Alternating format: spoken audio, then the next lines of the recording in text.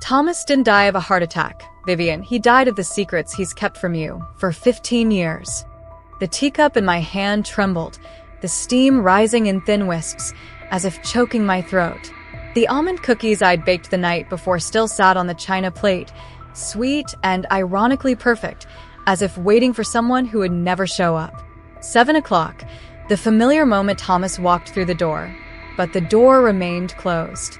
There was only silence, thick and oppressive, signaling that my world had just shattered. My name is Vivian Carter. For 15 years, I believed I had the kind of marriage people admired from afar. Thomas was steady, grounded, the man who filled a room without raising his voice. Accomplished, reliable. He carried himself like someone who belonged everywhere. The crisp button-downs, flowers on Sundays, the mortgage handled, so I never had to worry. He never faltered. He was never late. He made the ordinary look effortless. We never had children, but life with him flowed like a stream without obstacles. We were puzzle pieces that clicked perfectly, or so I thought. What I didn't know, what I was about to discover, was that the puzzle had gaps. Spaces he never allowed me to see. Places I was never meant to step into. Thomas died on a Thursday. They said it was a heart attack. The doctor's face, gentle but practiced, spoke the words like lines rehearsed 1,000 times. Massive myocardial infarction. He went quickly. I nodded like I understood, like it mattered. But it didn't. Not when your world shatters in a single breath. The funeral was a blur. Black clothing blending together. Polite voices offering condolences. Faces I didn't know telling me what a remarkable man my husband had been. I clung to Claire, my best friend since college. The one constant who pressed water into my hands, food onto my plate. I drank nothing. I ate nothing. Then Rachel arrived. My sister. Her perfume too sweet, her hug lingering too long. "I'm so sorry, sis," she whispered. Her voice smoothed over the words like silk on glass. Thomas was like a brother to me. I wanted to believe her. God, I tried. But something in her eyes, it wasn't grief. Later, in my kitchen, she poured herself a drink with the ease of someone at home. "I know it's not the time," she said, casual, "but Thomas loaned me money. I thought maybe we could settle that now." I stared at her. "What money?" I asked. She blinked, smiled like I was a child. "Oh, I guess he never told you." Something twisted inside me, a crack I couldn't ignore. That night, I walked the house like a restless ghost. I ran my fingers over polished floors, over bookshelves lined with the life we built, over the wedding photo that suddenly felt like it belonged to strangers. I was searching for something, though I didn't know what. And then I saw them. His keys, sitting on the hallway table. My hand closed around them, and there it was, the one key he never let me touch. A key shaped differently. The garage key. I had asked once, years ago. He smiled, brushing it off. "Nothing interesting in there. Just tools, grease. You wouldn't like it." I didn't press. That was our marriage. Comfortable. Easy. But filled with quiet spaces where I was not allowed. Now, I had nothing left to lose. The next morning, I drove to the address. The garage sat hidden in the industrial district, surrounded by crumbling buildings, rusted roofs, weeds curling through broken asphalt. Not the kind of place you'd expect a man like Thomas to be. Yet every Thursday he came here, like clockwork. I never questioned it. The metal door was heavier than I expected. The key groaned in the lock. My hand trembled as I pushed it open. I stood still for a moment, afraid of what waited inside. The smell hit first, dust, oil, and something older, something secret. I reached for the light switch and froze. This was no garage. No tools. No boxes. No car parts. It was a shrine to a life I never knew existed. The fluorescent lights flickered on, pale and unkind, revealing walls covered entirely, every inch, with photographs, maps, clippings, hand-drawn charts. On one wall, dozens of photos lined up in neat rows. Obsessive, meticulous, and in each one, Thomas. Not the Thomas the first knew. Not the polished man in tailored suits. Here he was different: jeans, casual shirts, hair unkempt. His face softer, his body less guarded. And always beside the same woman. She was younger. Striking. Dark hair, sharp eyes that seemed to cut through the paper itself. Their closeness stung. The way her hand rested on his arm, the way he smiled at her. Smiles I hadn't seen in years. I stepped closer. A beach. A ski lodge. A candlelit dinners. Each photo stamped with a time, a year. 7 years ago. 5. 3. And then one from just a few months earlier. August 2024. I froze. My stomach turned. That same day, I was home, cooking his favorite meal, waiting for him to return from a client meeting. But here he was in a photograph, smiling with her. And with a young man, early 30s, beside them. They looked like a family. On the back, in his handwriting, Isabel and Logan. August 2024.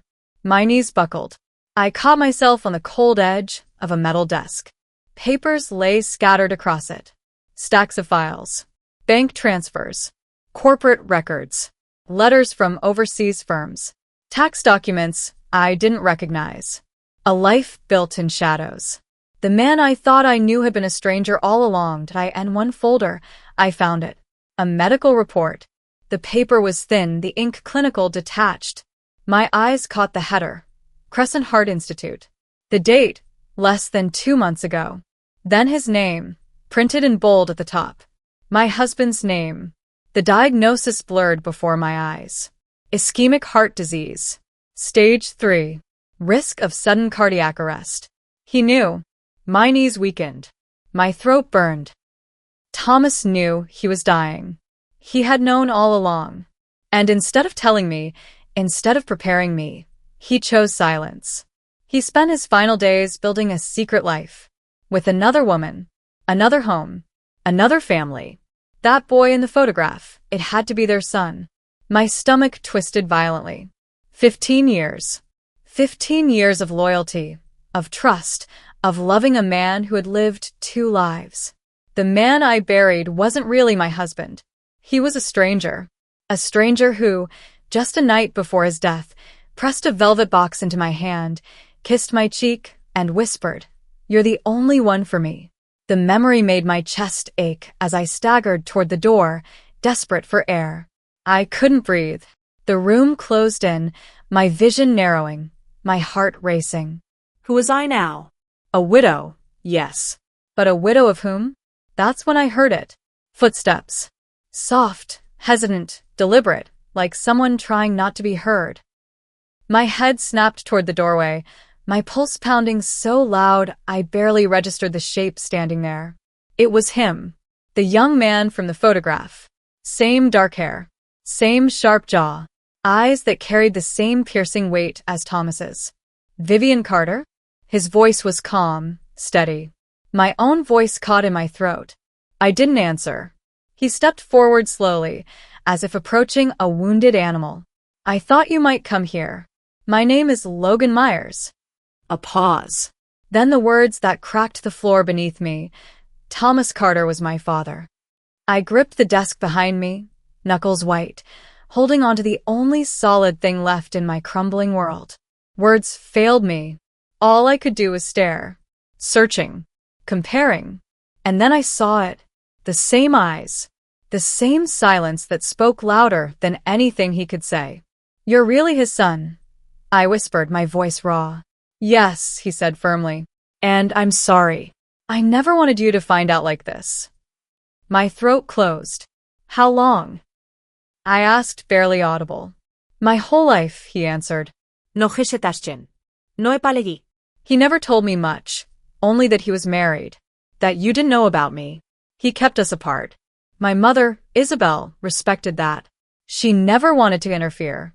But after she died last year, everything changed. The word hit me like a blow. Died. So she was gone too. Another ghost in his trail of secrets. My body sank into the dusty chair by the desk. My legs refused to hold me anymore. "Why are you here?"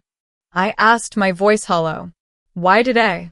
Logan slid the backpack from his shoulder, pulled out a folded document, edges yellowed. He held it out, his hand steady. This is a draft of a will. Unfinished. My father gave it to me 2 weeks before he died. He said the official one would go to you. But this was just in case. My hands shook as I unfolded the paper. My eyes traced the familiar loops of Thomas's handwriting, the same curves he used on birthday cards and little notes left on the counter. Lines divided assets. Mentions of Logan. And then something that made my breath stop. A reference to a company I had never heard of, Mercury South Holdings. And one more note. Access to remaining documents secured in office vault.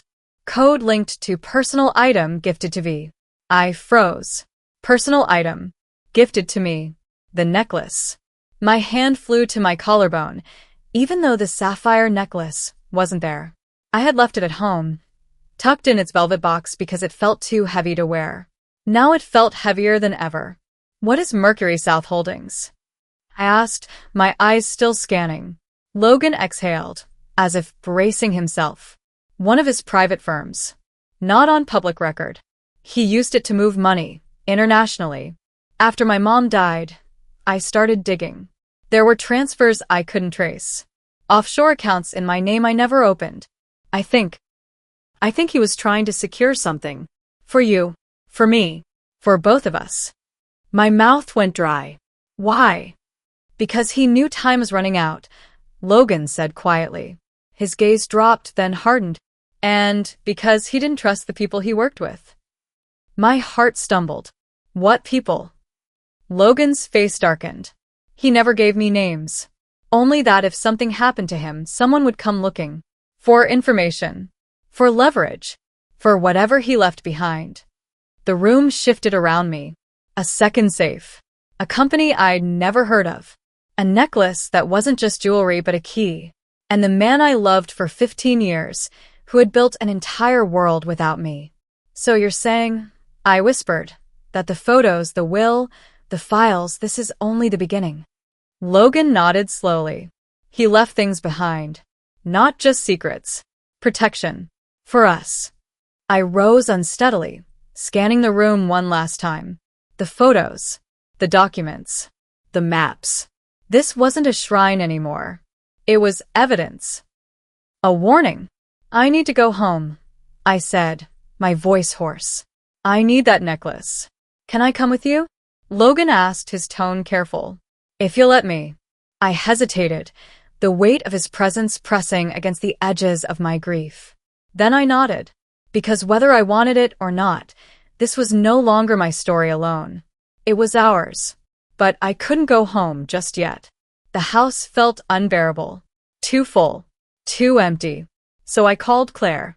20 minutes later, I was on her couch, hands wrapped around a mug of tea I couldn't drink. The sapphire necklace lay on the coffee table between us, gleaming under the soft lamplight. It didn't feel like a gift anymore. It felt like a grenade. Claire didn't ask questions. She never did.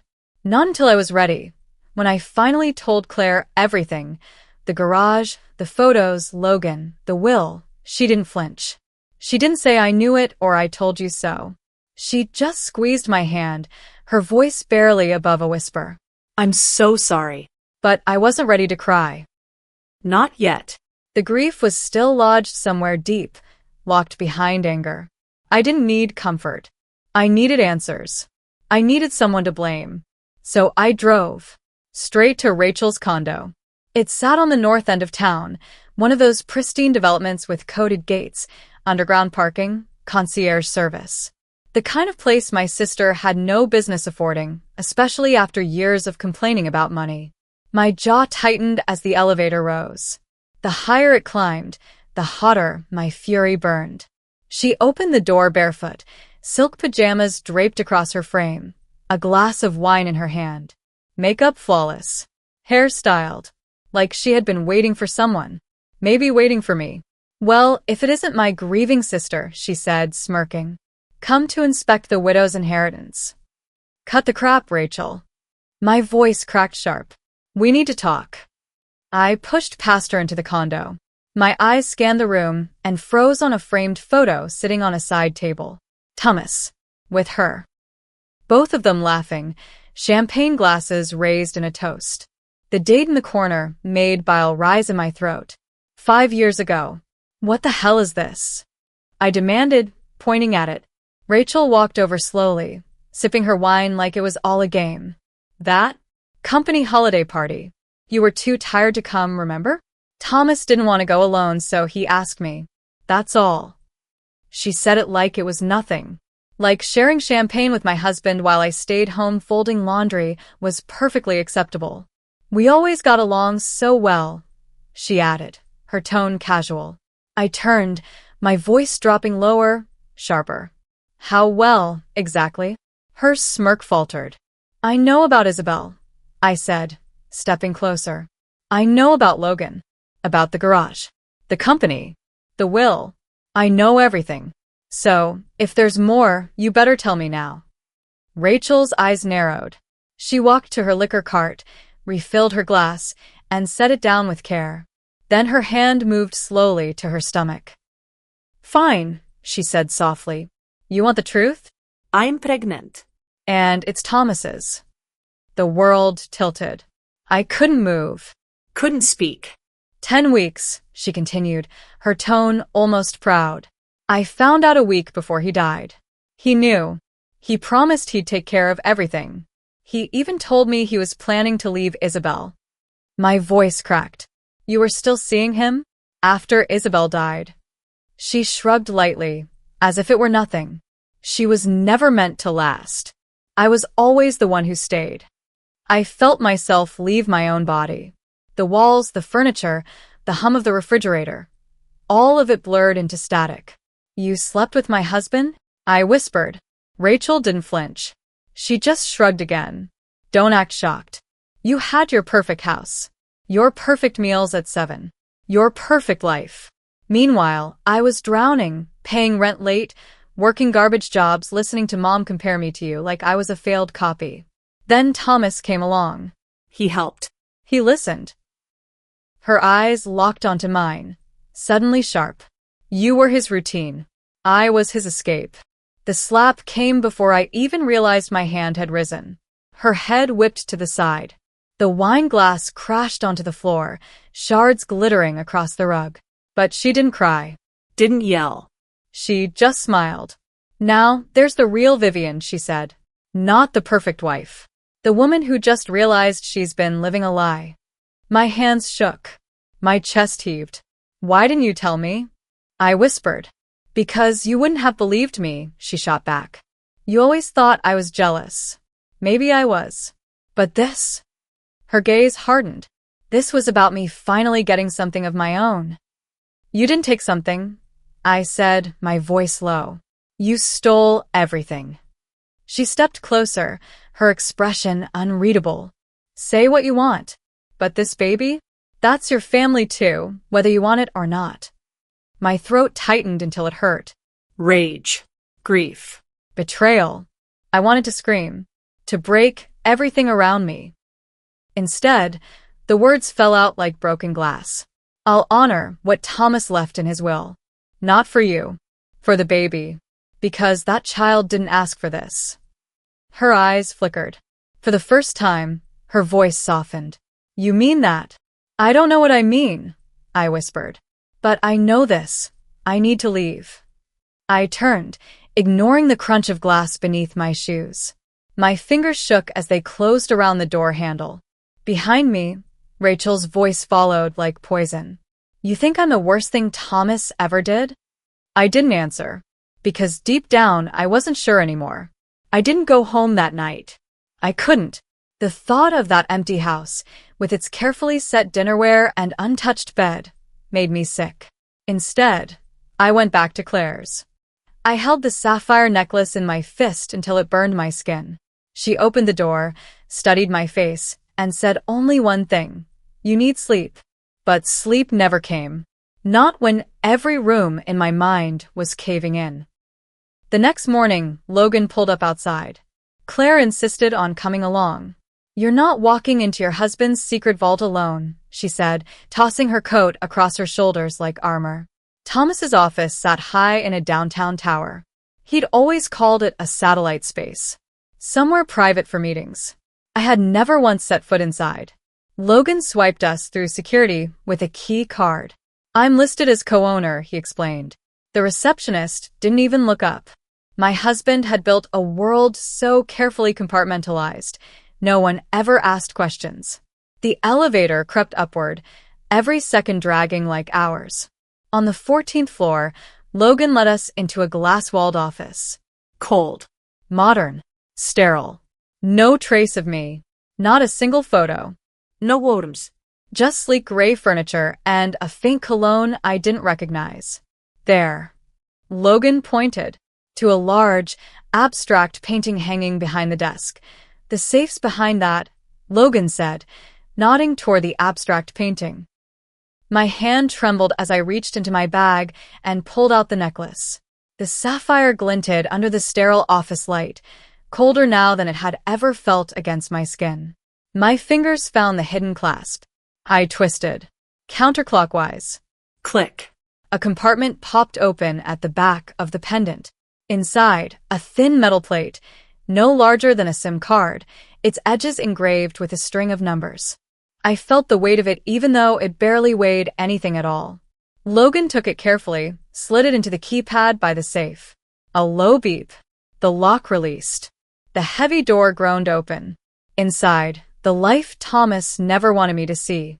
Stacks of documents, crisp and clinical. A sleek black flash drive. A small wooden box. And a silver key on a tag. Bank safe deposit, Federal Trust. Logan picked up the documents first. His brows furrowed. Contracts. Transfers. Accounts. Some of these banks, they're overseas. He turned another page. He wasn't just hiding money. He was moving it. Offshore. Fast. My hand hovered over the flash drive, but I couldn't bring myself to plug it in. Not yet. Not here. Instead, I reached for the wooden box. It was light. Almost too light. When I lifted the lid, the air left my lungs. A ring. Gold band. Small diamond. Unmistakably intimate. But it wasn't mine. Inside the band, an inscription. And always. Not V. Not me. N. I whispered. For Isabel. Beside me, Claire gasped. Logan turned away, jaw clenched so tight, I thought it might crack. He bought her a ring, I said, my voice barely audible. He was going to propose. Or maybe he already had. I stood frozen, caught between disbelief and the sharp edge of reality. Because in that sterile, soulless office, I finally named the truth I had been too afraid to face. He loved her. Maybe he loved me too, in his own fractured way. But with her, he was real. He laughed. He smiled in photographs. He went on vacations. With me, it had been a performance. A husband polished to perfection. Dinners at 7. Roses on Sundays. And behind it all, a safe full of secrets. Logan's voice pulled me back. Vivian. He handed me a folded letter, my name scrawled on the front in Thomas's handwriting. My hands shook as I opened it. Vivian. If you're reading this, I'm gone. I never had the courage to tell you the truth. I was selfish. I built 2 lives because I couldn't give up either. And in the end, it cost me everything. I loved you. Maybe it sounds empty now, maybe it always was, but I did. In the only way I knew how. I wanted you to have peace. To be safe. That's why I left you the papers. The access. The truth. Do with them what you choose. Burn them. Bury them. Expose them. It's yours now. Forgive me if you can. If not, I understand. Thomas. I stared until the words blurred into nothing. Then I handed it to Claire. She read silently, lips pressed tight, then gave it to Logan. None of us spoke. Because what was there to say?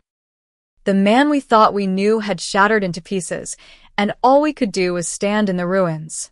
We left the office in silence. Not peace. Not acceptance. Just silence. the kind born from the absence of anything left to say. Claire drove. Logan sat beside me. I stared out the window as Charleston blurred past, the city sinking into autumn gray. My husband had lived a life I never touched. Now all of it sat in our hands. And somewhere out there, someone was watching. That night, I lay restless on Claire's pull-out couch. Sleep wouldn't come. The ceiling above me looked like a void. Then my phone rang. Unknown number. Vivian Carter? A man's voice. Yes, I whispered, pulse quickening. This is Gordon Blake.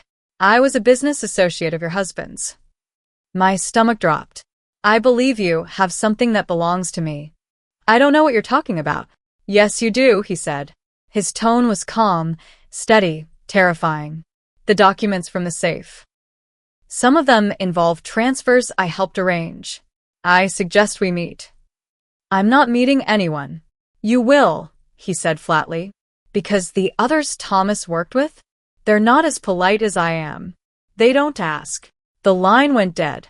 I stared at the ceiling until morning, my heart racing, dread pressing down like weight on my chest. When I told Logan, he cursed under his breath, pacing. He contacted me too. But there's more. He pulled a slip of paper from his pocket. Victor Crane. I read aloud. He says he's the original source of the money Thomas moved. He gave me a deadline. End of the week. If we don't return everything, Logan's voice dropped. Consequences. I didn't ask what kind. I didn't need to. Logan reached into his bag, held up the silver key from the safe. We still have the deposit box. Whatever's in there might explain who really owns what. My voice cracked. And what if it just makes things worse? Claire touched my arm. Then at least you'll know. The not knowing, that's what's tearing you apart. She was right. We made a plan. First, the bank. Then, if we still couldn't piece it together, we'd find someone who could. Someone Thomas trusted. Someone who knew what the hell he was doing. That's when Logan said, there's a name. My mother mentioned him once. Edward Holloway. My dad's old college friend. She said he was the only one who ever told Thomas the truth. Even when Thomas didn't want to hear it. Do you know where he is? I asked. I think so, Logan nodded. Mom kept his address in Savannah. Emergency contacts. So we drove. 2 hours in silence, rain streaking the windshield like broken memories. Savannah greeted us with its oak trees and damp air, the kind of stillness only Old Town carried. Edward's house rose before us, a tall brick wall of ivy, weathered and timeless, like something pulled straight out of a forgotten novel. When the door creaked open, an older man studied us with knowing eyes. You're Vivian, he said without hesitation. And you must be Logan. You knew we'd come? I asked. He only nodded. Edward's first words cut through me like a prophecy. If it all comes apart, they'll find you. He stepped aside, voice low, as though someone might already be listening. Come in. The house smelled of pipe smoke and old paper. Bookshelves pressed in from every wall, sagging under the weight of decades. A piano sat in the corner, polished but untouched, like it was waiting for a song that would never be played. Edward motioned for us to sit, then disappeared into another room. When he returned, his hand carried something small, deliberate, a sealed envelope. He left this with me, Edward said. His eyes never left mine. Said it was only to be opened if both of you came. Together. My chest tightened. I looked at Logan. He gave a single nod. My fingers tore the seal. Inside, 2 items. A short letter. And a will. Not the one I had already read. This one was different. My breath caught as I scanned the words. A child. Rachel's child. Thomas had named the unborn baby as heir. 25% of his private offshore accounts. To be held in trust until the child turned 21. The blood drained from my face. He had planned for this. Every detail. Even the child not yet born. I read the line again. Unborn child of Rachel Carter. 25%. The name wasn't hers. It wasn't Rachel who was given anything. It was the baby. Precise. Ruthless. Calculated. Why not Rachel? I asked Edward, my voice breaking. Because he trusted the child, Edward said gently. Not the mother. Logan shifted forward, tension stiffening his frame. This changes everything. It means she can't touch that money. Not legally. I stared at the second will again. My hands shook. And if she tries? Edward's gaze flicked toward the flash drive. Then you use that. From what Thomas told me, it holds everything, every transfer, every partner, every crime. If they push you, you push back. Claire exhaled, the sound sharp in the stillness. You have leverage. Her words sank into me, and for the first time since Thomas's death, I didn't feel small. I didn't feel like the betrayed wife left with ashes. I felt like the last person holding the blueprint, and that was power. Logan leaned closer. His voice was firm. Vivian, we stop reacting. We move first. Before Gordon. Before Crane. I nodded, slow but certain. The bank. Charleston shimmered gray by the time we arrived. The Federal Trust building stood between a law office and an old inn, quiet, unassuming. The kind of place you'd pass 100 times without seeing. Until suddenly, it mattered. Claire stayed in the car. Text if it gets weird, she said, half joking. Then added, and if they don't let you in, cry. No one says no to a woman crying in a bank. Logan smiled faintly. I didn't. Inside, the vault manager examined the silver key. His brow arched as he studied my ID. It's been years since this box was accessed. Registered under Mercury South Holdings. He led us underground, past heavy doors, through thick concrete. The deeper we went, the colder the air grew. Silence pressed in like stone. He handed me gloves. Standard procedure. We'll give you privacy. The door closed. Just me, Logan, and the box. My fingers trembled over the lock. Ready? Logan asked. No, y whisperad. And turned the key anyway. The box slid free. Not cash. Not passports. Not burner phones or stacks of bills. Just a manila folder. And a single photograph. The photo stopped me cold. Thomas, Logan, and Gordon Blake. Arms crossed, laughing, standing in front of a black SUV. And behind them, Victor Crane. My stomach twisted. They weren't just business associates. They were a team. Logan opened the folder. Dozens of documents. Shell companies. Payoffs. And one file stamped in bold red ink. Crane, blackmail insurance. It wasn't leverage. It was a loaded gun. Thomas kept proof, I whispered, of everything. And in that moment I understood. He hadn't only left me a mess. He had left me a weapon. And now it was my choice who to aim it at. We didn't go home. We went straight to a lawyer. Marcus Doyle, steady, discreet, allergic to drama. He had handled my father's estate. A man who didn't flinch. I told him everything. Almost everything. Not Rachel. Not the affair. Just the parts that mattered now. The accounts, the threats, the evidence. He didn't blink. Do you want to press charges? No, I said. I want insurance. He nodded. Then we copy everything. Digital. Physical. 3 backups. 1 here. 1 with you. 1 with someone outside your circle. I know the person, Claire said, her voice grim but steady. Hours passed as we scanned files. Names. Dates. Wire transfers. Fake invoices. The scope was staggering. This wasn't just shady. This was organized crime. International. And with Thomas gone, they thought the trail had vanished. They were wrong. By nightfall, Marcus drafted a letter. At the bottom, I added 1 line in my own handwriting. Try me. VC. We couriered it to Gordon Blake. 15 minutes later, the phone rang. His voice was venom. You think you're clever? You're in over your head. No, I said calmly. You are. Because my next call is the IRS. After that, Interpol. Silence. Then laughter. All right. What do you want? Nothing, I said. My voice didn't waver. No calls. No threats. You leave me and everyone I know alone.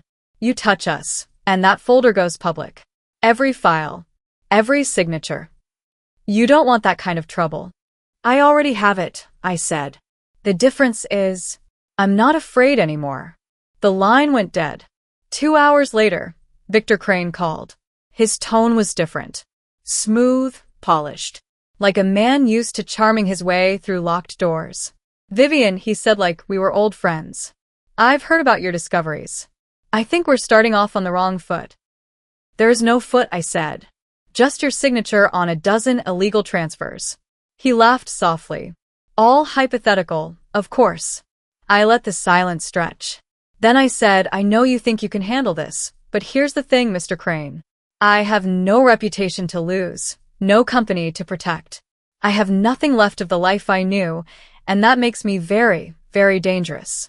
That shut him up. I ended the call. Logan and I sat on Claire's porch that night, the flash drive in his pocket, a copy of the folder buried in the planter box behind us. Paranoid? Maybe. But when you've been lied to by the person you trusted most, paranoia starts to feel like survival. I didn't know he was capable of all this, Logan said quietly. My mom, she always said he was complicated. But I thought she meant sad, not corrupt. He was both, I said, and maybe more. I stared up at the stars, cold and steady above us. We're not done yet, I said. There's one more thing we haven't opened. Logan frowned. What? The flash drive. The flash drive was small, black, unmarked, like it had nothing to say unless you asked the right way. We didn't open it that night or the next morning. It took me 2 days. 2 days of preparing myself for whatever truth was still waiting. 2 days of rehearsing my reactions, as if practicing would make betrayal feel any less sharp. Logan sat beside me on the couch. Claire brought tea again. No one said a word as I plugged it in. A single folder appeared. For Vivian inside, one video file, dated just 10 days before Thomas's death. My fingers hovered, then clicked. The screen went black, then flickered to life. Thomas. Not the one I'd seen in wedding photos, or seated across from me at dinner. This Thomas looked hollow, eyes tired, shirt wrinkled, like he hadn't slept in weeks. He leaned forward. Vivian, he said, if you're watching this, it means I didn't make it. Or maybe I ran out of time. He sighed and rubbed his face. There's no easy way to say this, so I'll just say it. You were never the one I needed to hide things from. You were the one I wanted to protect. But I waited too long. And now everything's closing in. He paused. There's someone you need to be careful with. Someone you trust more than you should. My heart slowed. He looked straight into the camera. It's Rachel. The room went still. She wasn't just someone I slipped up with. It wasn't that simple. She planned this. From the beginning. The pregnancy wasn't just someone I slipped up with. It wasn't that simple. She planned this from the beginning. The pregnancy wasn't an accident. The night I told her I couldn't keep doing this, she changed. Said if I left her, she'd go public. With the money. With the shell accounts. With everything I'd buried to keep you safe. He leaned closer. I think she killed Isabel. My mouth went dry. I can't prove it, Thomas said, but the timing was too perfect. Isabel had just packed her bags, told me she booked a one-way flight to Lisbon. Then the car crashed. Single vehicle, no witnesses. The brakes failed, they said, but she had the car serviced the day before. He looked into the camera, his voice trembling. Rachel knew she was pregnant. Isabel didn't. That's what changed everything. An accident, they said. No foul play. But Rachel knew she was pregnant. And Isabel didn't. Claire covered her mouth. Logan's fists clenched. I tried to make it right, Thomas said. I moved the money, created backups, made sure that if something happened to me, you would have the power. I'm sorry it took this much damage for me to finally do the right thing. He looked away, then back again. I was weak, but you're not. And if you want to walk away from all of this, do it. Take what's yours and leave them in the dust. But if you don't, if you decide to fight back, don't do it alone. The screen froze, then cut to black. I sat there, unmoving, for what felt like hours. He knew. He knew what Rachel was capable of. He knew what was coming. And still, he tried to control the narrative even in death. Maybe out of guilt, maybe out of fear, but now he'd handed me the truth. And it was time to decide what to do with it. Rachel didn't know I'd seen the video. Not when I invited her to brunch. Not when I hugged her at the door, said how much I missed her, how we should talk like real sisters again. She smiled like a woman who thought she'd won. She wore a pale blue dress that hugged her belly, just right. He kicks when I drink orange juice, she said with a laugh, rubbing her hand over the bump. I smiled too, but my eyes didn't. We sat on the porch of Claire's house. Logan stayed inside. Claire poured sweet tea and left us alone. I'm glad you reached out, Rachel said, folding her hands neatly on her lap. I was worried you were angry. Why would I be angry? I asked softly because my husband was sleeping with my sister? Or because he left you part of the inheritance? Rachel blinked. That was the first crack. She shifted in her seat. Vivian, this is hard for both of us. Thomas was confused. Torn. But he loved you. No, I interrupted. He didn't love me. He pitied me. Rachel flinched. I leaned forward. And he feared you. Her face stilled. I placed the flash drive between us. Rachel's lips parted, just slightly. I know about the accounts. The manipulation. I know the accounts, the manipulation. I know he was planning to leave you. And I know about Isabel. She didn't blink, didn't move, just said, you can't prove anything. You're right, I replied. But I don't have to. Rachel's smile faltered. A single crease formed between her brows, small but sharp. She frowned, searching for footing. I rose slowly, every movement deliberate, steady. My voice was calm, unshaken. I'm not going to court. I'm not filing charges. I'm not begging some broken justice system to stitch this back together. I stepped closer, looked her dead in the eye. I'm walking away. And I'm leaving you here, with everything you thought you wanted. The money. The child. The lies you built your life on. Rachel pushed up from her chair, her voice rising. You think that scares me? I held her gaze, unblinking. No. But it will. I turned, left her standing on that porch, her polished calm cracking. Inside, Logan waited. His eyes said what his voice didn't. It's done. That afternoon, I sat across from Marcus Doyle once more. No emotion. No hesitation. I slid the flash drive across his desk. Beside it, a signed affidavit. One instruction. I told him. If anything happens to me, you release it. Everything. To the press. To the authorities. To anyone who'll listen. He nodded once. The weight shifted off me. The choice was no longer mine alone. I went back to the house. The one Thomas and I had filled with years of rituals, secrets, and illusions. It was silent now, too silent. I walked room to room. My fingertips brushed the edges of chairs, the grooves of door frames, the crack in the floorboard we always promised to fix. Ghosts of conversations clung to the walls. Laughter that had been a lie. Promises that had already rotted. I opened the closet. Took one suitcase. Left everything else. In the garage, I turned the key in the lock and pulled the door shut behind me. Not to hide, but to mark an ending. I wasn't coming back. A week later, I boarded a plane. One way. Destination, Colorado. A small cottage waited near the mountains. The air was cleaner there. Thin, sharp, honest. The kind of air that leaves no room for secrets. I signed a lease under my own name. No more hidden accounts. No more buried safes. No more pretending. Just me. Vivian Carter. Widow. Survivor. Not the woman who was deceived. Not the one left behind. The woman who carried silence and turned it into power.